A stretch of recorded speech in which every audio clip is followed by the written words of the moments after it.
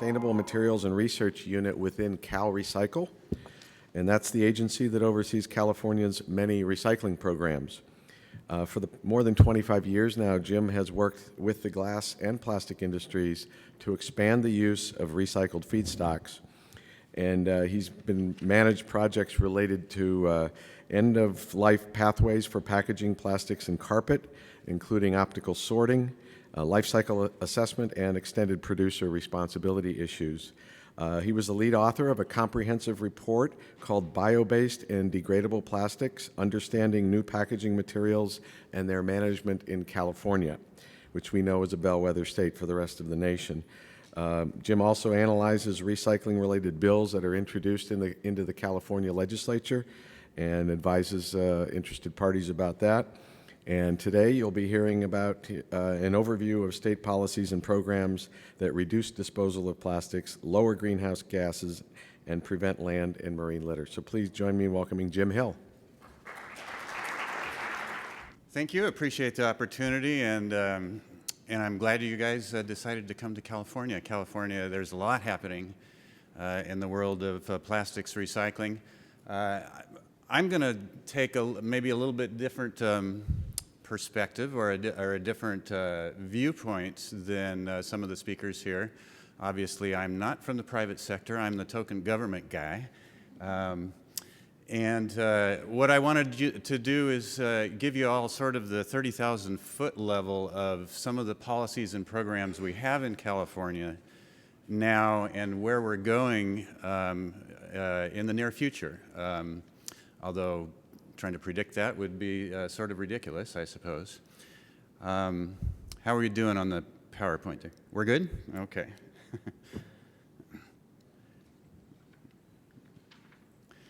So essentially, I'm going to focus most of my talk on packaging. There's a lot going on with packaging. We also get involved in a lot of other plastics-related sorts of issues, e-waste and agricultural plastics, different things. But from a policy perspective in California, I come from CalRecycle, which is a waste management agency essentially, or we like to say materials management.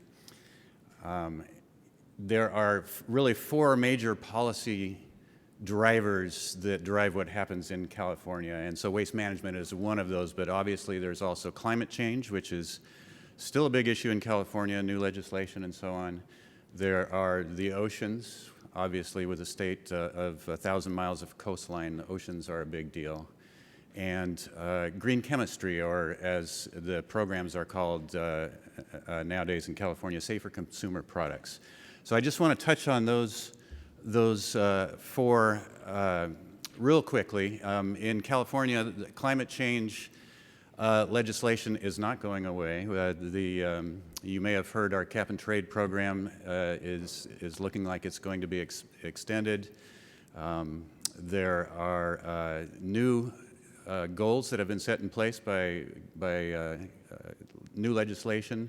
SB 32 followed AB 32 10 years ago under the Schwarzenegger administration, and the goals have been upped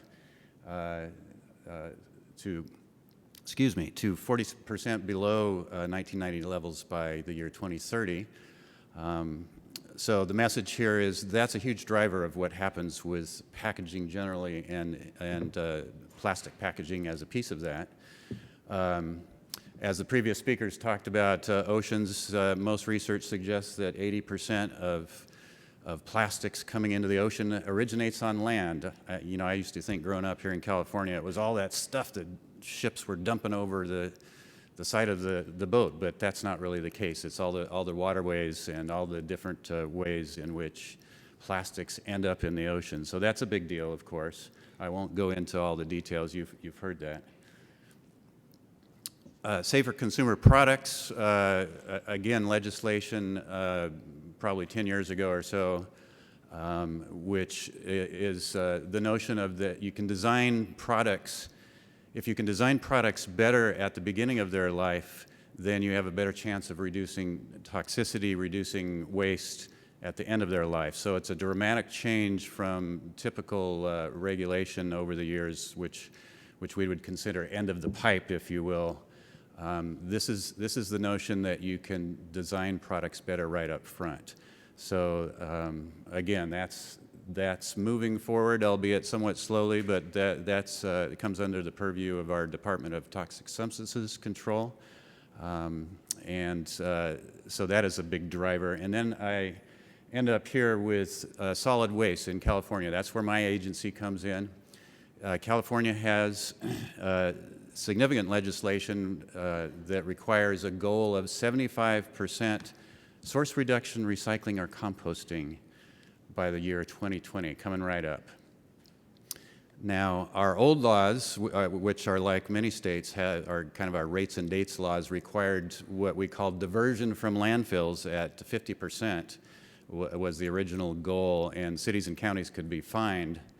The new law is much more ambitious. It more narrowly defines recycling. And excuse me while I put on my glasses because I'm having a hard time reading my slides. Okay. So these are really our marching orders, are this AB 341, and much of what we do these days at CalRecycle in conjunction with other state agencies follows from this law. We can only do what our legislative authority is, and so we have lots going on with landfill diversion, particularly organics. Organics is a big chunk of what's still going to our landfills. Bottles and cans, we have a bottle bill program, which is right now undergoing lots of discussion in the legislature for reform of that bottle bill program, even though historically it's been very successful. We have something like a 80+% recycling rate for bottles and cans in California. And just to give you an estimate of the sizing there, that's like 23 billion containers that cycle through the system in California each year. E-waste programs, I mentioned, we have a number of business and recycling programs. We have mandatory commercial recycling in California. That's part of AB 341, so if you're a business of a certain size, you're required to offer recycling services. Same thing for apartment buildings of a certain size. And then our agency gets involved in multiple local assistance, education and outreach sorts of activities. And on and on. I just wanted to give you kind of a smorgasbord there. And I want to make the point that all of you know, but sometimes maybe people forget, California is really huge. We are going to be pushing 40 million residents within a few years. At last I checked, we are the world's, if we were a country, we're the world's 6th largest economy. And so it's a big deal what happens here. So focusing on packaging. Why packaging? Well, our rationale is because despite the programs that we do have in place that have made lots of difference, and on a per capita basis, our diversion rate is something like 65% in California, there's still a lot going to landfills. And so the pie charts you see up there are waste characterization studies that our agency conducts. Those are the most recent, 2008 and 2014. And you can see that packaging, even with all our programs in California, it still represents about a quarter of what's going into landfills. And we need to change that dramatically if we're going to reach our goals for waste management, for climate change, for all these related policies. And then plastics as a piece of that, so this is a breakdown of the chunk going to landfills that is packaging. Plastics is a significant portion of that, about a fourth or so, a little bit larger of that. And all indications are that amount will grow. Of course, these numbers are mostly based on weight. If you were to look at volume, you would get even a different picture. So again, just to give you a sense of some of the programs we do have in California that tie into this notion of how things are designed, how they're captured for recycling, the economics of all of this, it all comes together. We have, and I'm going to run through a few of what, I've sort of divided our different programs into voluntary and mandatory. So we have a number of voluntary programs, not the least of which, and I think this is apropos to the discussion on financing, we have something called plastic market development payments. This is paid for out of unredeemed deposits in our beverage container program. And that is essentially a bonus for plastic reclaimers that reclaim the plastic from California sources here in California and then use that or sell to a customer who uses that to make a plastic product in California. And in fact, both the end user, the manufacturer, and the reclaimer can get a bonus from the state of California that comes through our department and gives a little bump up on the competitive price that someone could charge for using that post-consumer plastic. Now, it's not a lot of money. It's a $10 million pot of money every year to the reclaimers that make use of it. But I'm told anecdotally that without that, they would be struggling even more than they are. So that's a program that's been in place for a number of years, and I think has made a significant difference on keeping recycled plastic here in California and turning it back into products here in the state. Grants and loans, I call your attention to a significant grant program we have operating right now, and in fact, the applications, it's the open application period for plastic products along with glass and fiber. In fact, it closes, I think May 25th is the last day, so if those of you put together something, you could throw it in the pot real quick. But that is a program that funds, again, manufacturing with recycled plastics in California using material diverted from landfills. So if you can show that you're diverting plastic that's not already in the recycling system, a good example of that is we funded a couple of years ago in this program a big agricultural plastic recycling company to reclaim agricultural plastic that the farmers had been throwing into the landfill. They are going strong. That funding source comes not from CalRecycle directly, but through our greenhouse gas cap and trade program. So you can see there's multiple funding sources at work here that essentially are boosting the market for recovered materials. We have what are called recycling market development zones. Those are zones throughout California that if a recycling or an end-use manufacturer using recycled materials, so I'm a plastic manufacturer or a compounder, if I use recycled materials in one of these zones, I can qualify to get low-interest loans to expand my business or to get a business going. There's also a number of associated streamlined permitting and all kinds of associated benefits to doing that. So cheaper money up front to get businesses to use more recycled materials.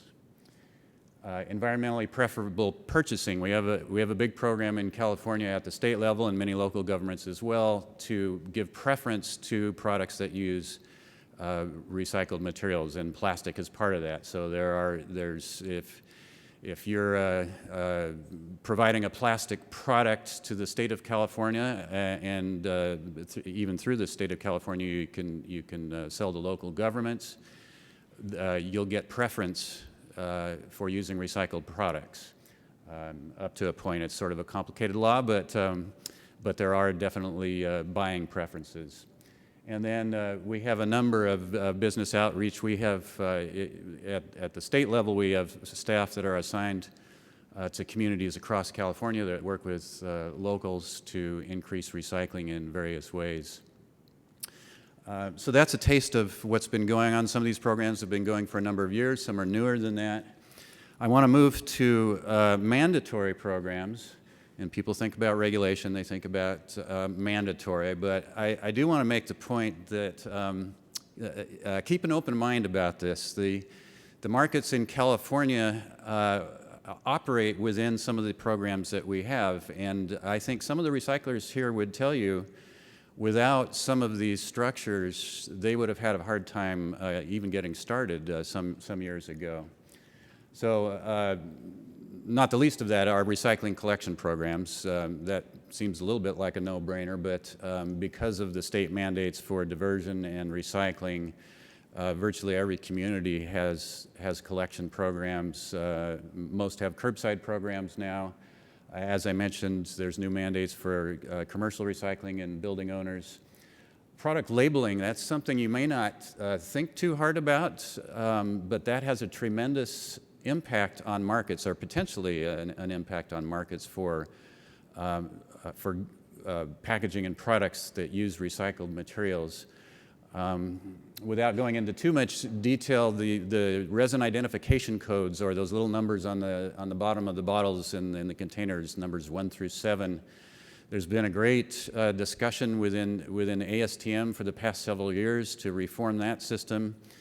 Hasn't gone very far, but there's lots of talk about doing things in California to refine that system, and that's particularly important without getting too wonky about it, but some of our programs depend on how those containers are coded. So for instance, in our bottle program, there are differential fees associated with how those containers are labeled.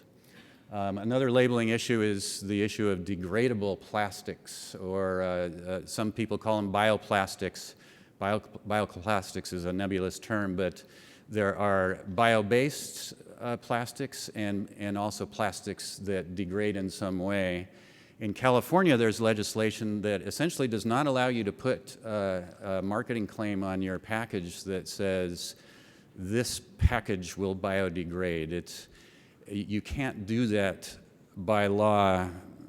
It would be very difficult, and the notion there is that if you just say the word biodegradable with no qualification, that really has no meaning, because whether something degrades or not depends on the conditions in the environment that it finds itself in, and it depends on a time frame.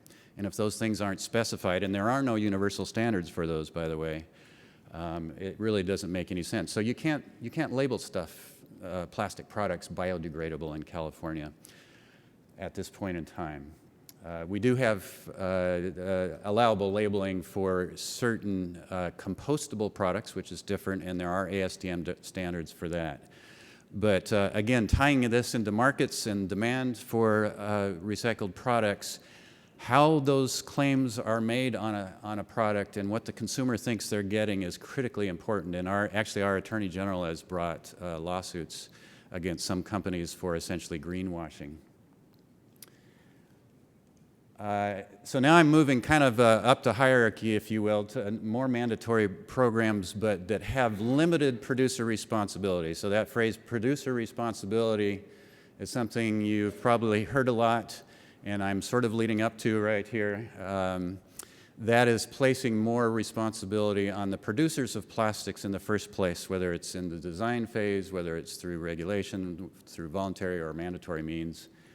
In the case of California programs, some people think of deposit laws, beverage container deposit laws, as sort of the granddaddies of producer responsibility. In California, we have a unique system where our deposits, we're one of 10 states, I think, now that have deposits in the U.S. for beverage containers.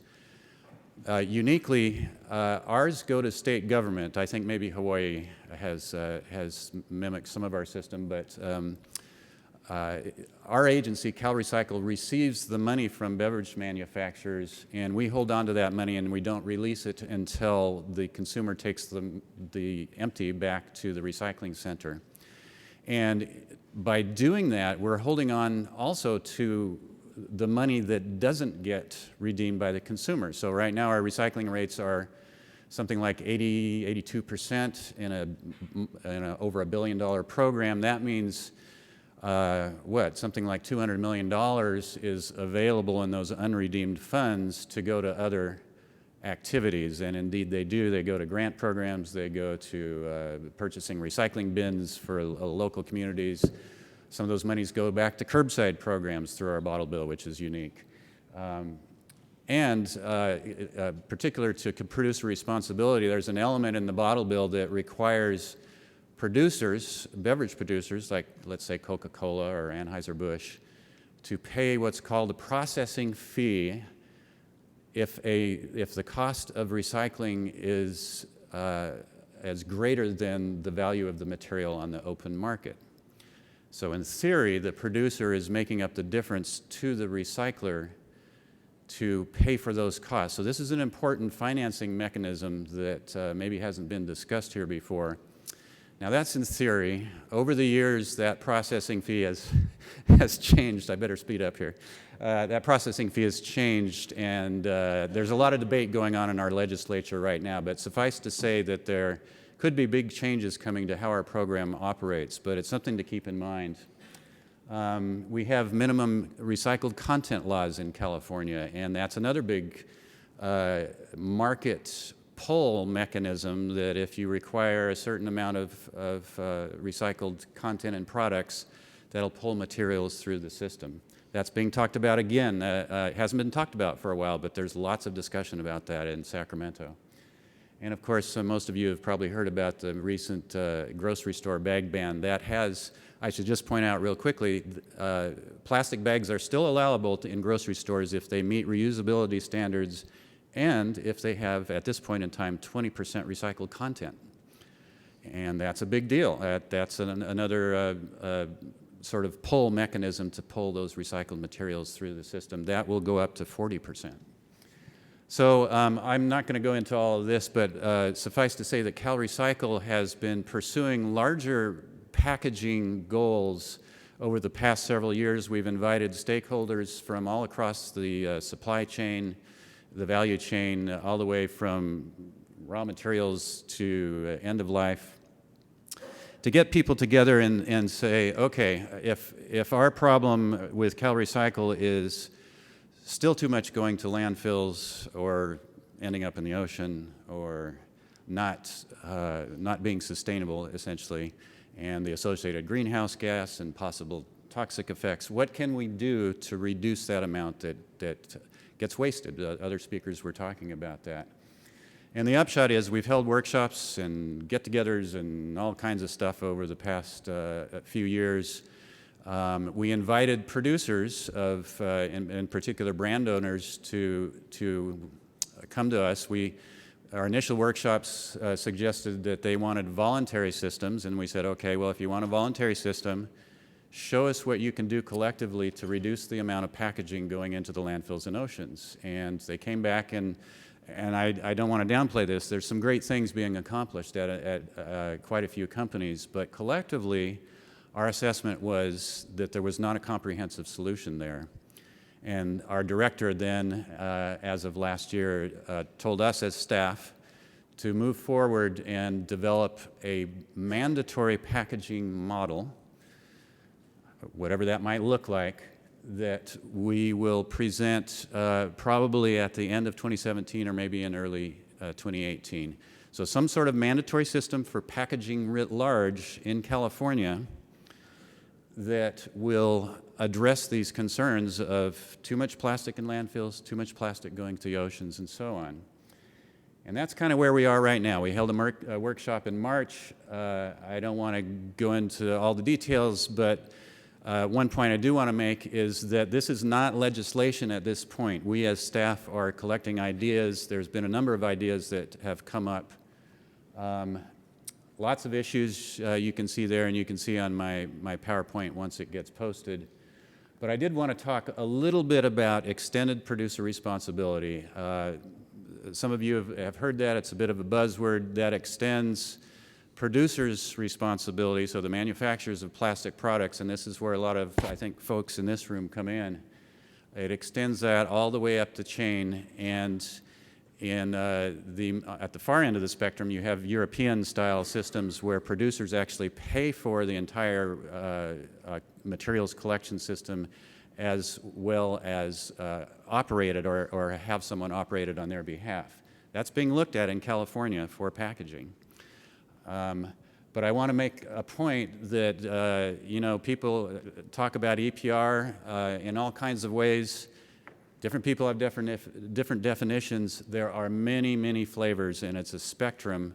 Some programs work better than others. We are looking at all of these. We at CalRecycle have made no decision as to whether we would recommend an EPR program or not, but I bring it up because it's on everybody's lips these days.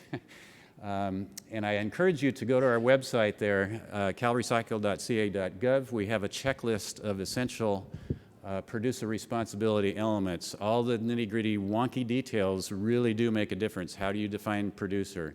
How do you find the scope of packaging that will be affected? How does this affect the infrastructure that's there already, the so-called stranded assets question, where local government has already invested millions, as well as their private partners have invested millions. So with that, I will conclude. But just one concluding point, there's a lot happening in California, and I'm really pleased for Doug and partners to bring it here, because I think this really does highlight what's going on at the policy level. And you folks in the industry, I think sometimes, you know, you hear us policy wonks up here in Sacramento, and we're doing all this stuff, but it does have real-world implications and real-world effects on the marketplace here in California. So thank you for your time.